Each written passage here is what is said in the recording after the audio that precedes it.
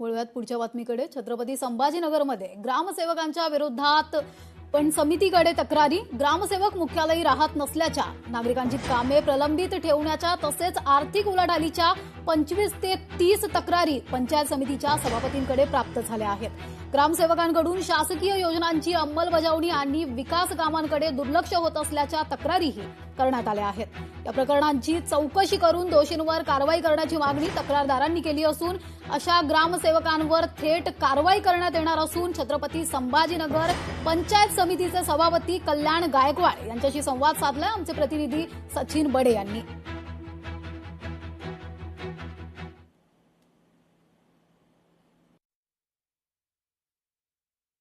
या तक्रारी पंचायत समितीचे सभापती कल्याण गायकवाड यांच्याकडे आलेल्या आहेत।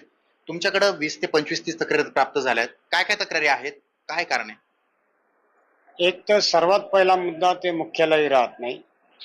किमान मुख्यालयी जरी राहत नसले तरी ते 10-15 दिवस गावाकडे जात नाही आणि या कारणाने जे ग्रामपंचायत गावांतर्गत जो निधी जातो, मग तो झेडपीचा जातो, पंचायत समितीचा जातो, आमदारांचा जातो, खासदारांचा जातो किंवा ग्रामपंचायतीचा असतो 15 वित्त आयोग, या संदर्भात सगळे कामं एक निकृष्ट दर्जाचे त्या ठिकाणी होत आहे। मग नागरिकांच्या अनेक तक्रारीवर तक्रारी येत आहे आणि ग्रामसेवक मुख्यालयी राहतच नाही आणि मुख्यालयी न राहता पण त्या ठिकाणी 10-15 दिवस ते आपल्या गावावरती जात नाहीये। या सर्वात जास्त तक्रारी आम्हाला या ठिकाणी भेडसावतात। मग अशा पद्धतीने आता आम्ही शिव मॅडमला भेटलो। शिव मॅडमनाही सांगितलं की तुम्ही तुमच्याकडे आलेल्या तक्रारी बघा काय होतं, नसतं मी स्ट्रिक्ट फॉरवर्ड कारवाई करते असं शिव मॅडमनी आम्हाला या ठिकाणी आश्वासन दिलं।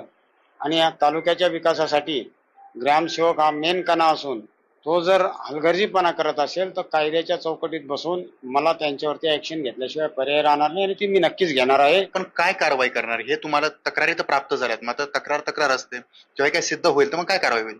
कारवाई हेच होईल की ज्या इलिगल प्लॉटिंगला आम्ही हातोडा मारल्याशिवाय राहणार नाही, नंबर 1।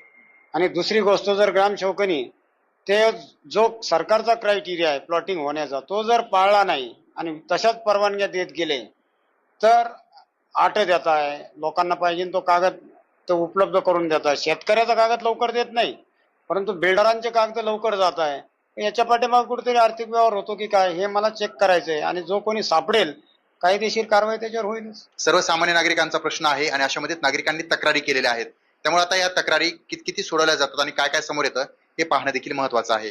सचिन बडे, लोकशाही मराठी, छत्रपती संभाजीनगर। लोकशाही मराठी ऐका, पहा, जागरूक रहा।